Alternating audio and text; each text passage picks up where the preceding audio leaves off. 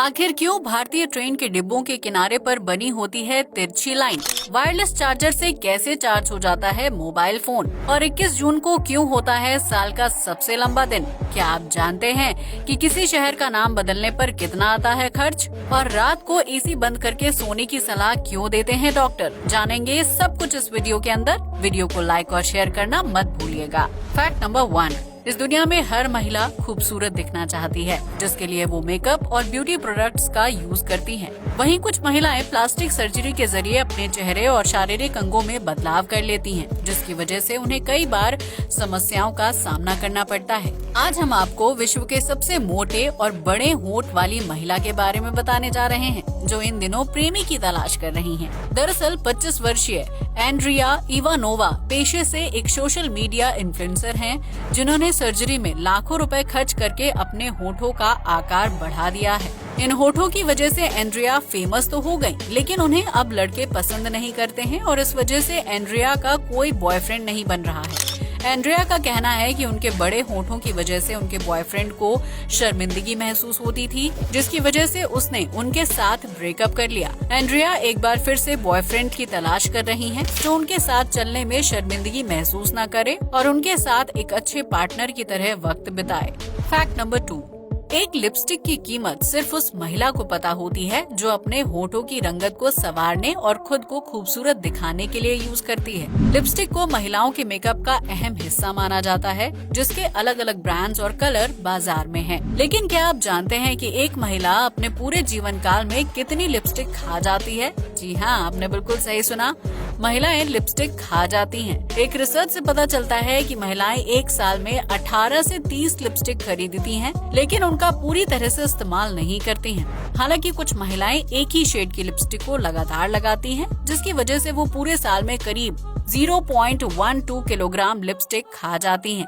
अगर कोई महिला 37 साल की उम्र तक लिपस्टिक लगाती है, तो वो उस वक्त तक 8 से 10 पाउंड यानी 4 किलोग्राम तक लिपस्टिक को खा चुकी होती है। वहीं कुछ शोधकर्ताओं का मानना है कि महिलाएं इन आंकड़ों से ज्यादा लिपस्टिक खाती हैं, क्योंकि कुछ महिलाएं दिन में कई बार लिपस्टिक लगाती हैं और उसके शेड्स को बदलती रहती हैं। उनकी लगाई जाने वाली लिपस्टिक होठों की रंगत को बढ़ाने के साथ साथ पेट की भूख शांत करने का काम भी करती है। लेकिन महिलाएं जानबूझकर लिपस्टिक नहीं खाती हैं, बल्कि ये उनके खाने या तरल पदार्थों के जरिए मुंह से पेट तक पहुंचती हैं।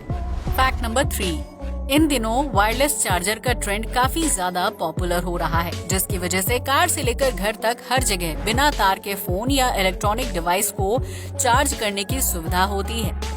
लेकिन क्या आपने कभी सोचा है कि आखिर बिना किसी तार के मोबाइल फोन को कैसे चार्ज किया जाता है?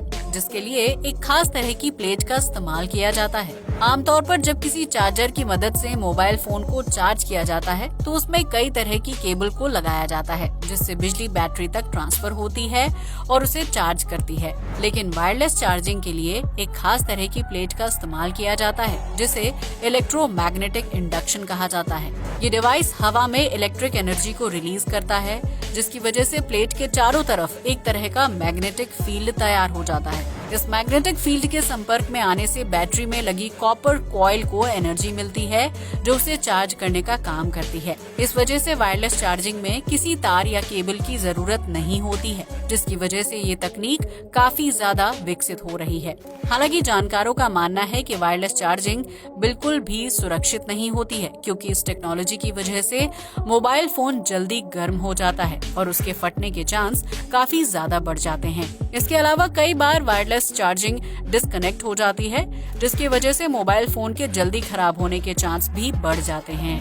फैक्ट नंबर 4, आज के आधुनिक दौर में एयर कंडीशनर हर किसी की जरूरत बन गया है, जिससे गर्मी से जल्दी राहत मिलती है। हालांकि एयर कंडीशनर न सिर्फ बिजली की अत्यधिक खपत करता है, बल्कि इसके लगातार इस्तेमाल से बॉडी पर भी बुरा असर पड़ता है। यही वजह है कि जानकार रात के समय एसी को बंद करने की सलाह देते हैं, क्योंकि इससे नींद में खलल नहीं पड़ता है। अब आप सोच रहे होंगे कि एसी चलाकर सोने पर अच्छी नींद आती है, फिर उसे बंद करने की सलाह क्यों दी जाती है? दरअसल विशेषज्ञों का ये मानना है कि रात के समय कमरा ठंडा हो जाने पर एसी को बंद कर देना चाहिए, जिससे अच्छी नींद आने में मदद मिलती है। दरअसल रात के समय में एसी चलाकर सोने से बेचैनी और ठंड लगने जैसी समस्या हो सकती है, जिससे नींद में खलल पड़ता है और व्यक्ति की नींद पूरी नहीं हो पाती है। वहीं लगातार एसी चलाने से कमरे का प्राकृतिक माहौल भी खराब होता है, जिससे कई तरह की एनर्जी रिलीज होती रहती है। इसके अलावा एसी की ठंडी हवा हड्डियों और मांसपेशियों को नुकसान पहुंचाने का काम करती है, जिसकी वजह से जोड़ों में दर्द और मांसपेशियों में अकड़न की समस्या हो सकती है।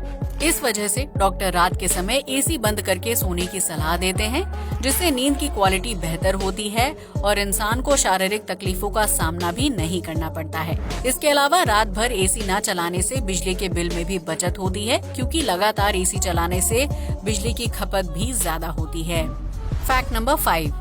वैसे तो गर्मी के मौसम में दिन काफी लंबा लगता है, जिसकी वजह से शाम को सूरज बहुत देरी से डूबता है और काफी देर तक उजाला लगता है। लेकिन क्या आप जानते हैं कि पूरे साल में 21 जून का दिन सबसे लंबा होता है, जिसकी अवधि 12 के बजाय 14 घंटे होती है। इस तरह के लंबे दिन को दिल्ली समेत उत्तर भारत के ज्यादातर राज्यों में महसूस किया जाता है। लेकिन क्या आप जानते हैं कि 21 जून को दिन की लंबाई बढ़ क्यों जाती है?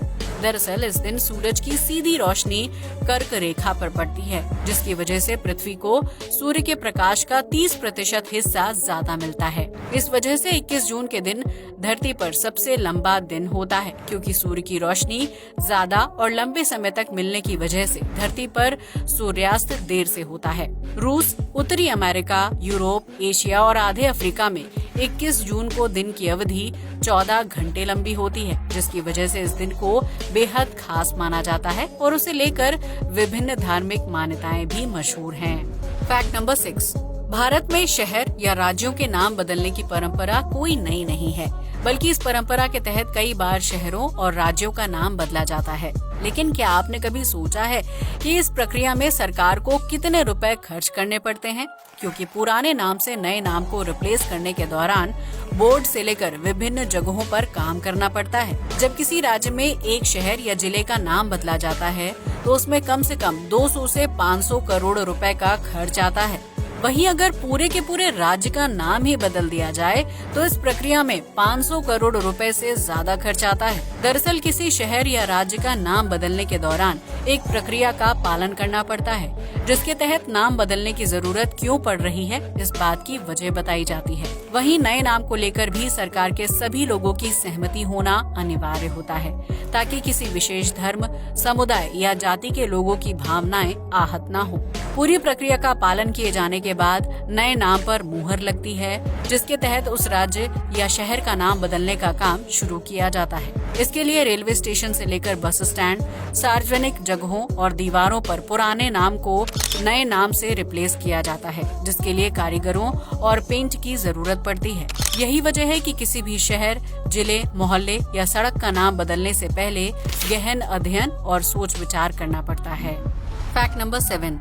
इस दुनिया में अब तक का सबसे पॉपुलर जहाज टाइटैनिक था, जो अपने विशाल आकार और लग्जरी लुक के लिए जाना जाता था। लेकिन ये विशालकाय जहाज अपनी यात्रा के महज 2 दिन बाद ही 14 अप्रैल 1912 को समुद्र में डूब गया था, जिसमें कई लोगों की जान चली गई थी, जबकि टाइटैनिक का मलबा उत्तरी अटलांटिक महासागर में दफन हो गया। इस मलबे को खोजने में कई सालों का वक्त लग गया था, जिसे साल 1985 में खोजा गया था। इस मलबे को समुद्र से बाहर निकालना संभव नहीं है, लिहाजा आम लोगों को समुद्र के अंदर जाकर ही टाइटैनिक के मलबे को देखना होता है। इसके लिए ओशन गेट नाम की कंपनी पर्यटकों को पनडुब्बी में बैठकर समुद्र के अंदर ले जाती है और उन्हें टाइटैनिक का मलबा दिखाती है, जिसके लिए प्रति व्यक्ति 2 करोड़ रुपए की फीस ली जाती है। समुद्र के अंदर टाइटैनिक का मलबा देखने के लिए जाने वाले व्यक्ति की उम्र 17 साल या फिर उससे ज्यादा होना अनिवार्य है, क्योंकि ये मलबा पानी के अंदर तकरीबन 12,500 फीट की गहराई में है। हालांकि टाइटैनिक के मलबे को देखने जाने का किराया इतना ज्यादा है कि उसका भुगतान कर पाना हर किसी के बस की बात नहीं है, जिसकी वजह से सिर्फ कुछ अमीर और करोड़पति वर्ग से ताल्लुक रखने वाले लोग ही इस नजारे को देख पाते हैं। Fact number 8। भारतीय नागरिकों के लिए ट्रेन में सफर करना बहुत ही आसान और सुविधाजनक है, जिसकी वजह से रोजाना 2 करोड़ से ज्यादा यात्री इसका लाभ उठाते हैं। आपको ये पता होगा कि देश में नीले रंग के कोच वाली ट्रेन सबसे ज्यादा दौड़ती है, जिसमें गरीब से मध्यम वर्गीय परिवार से ताल्लुक रखने वाले लोग सफर करते हैं। आपने नोटिस किया होगा कि ट्रेन में नीले रंग के कोच में पीले रंग की आड़ी टेढ़ी लाइन वाला डिजाइन बना होता है, जिसका मतलब बहुत ही कम लोग जानते हैं।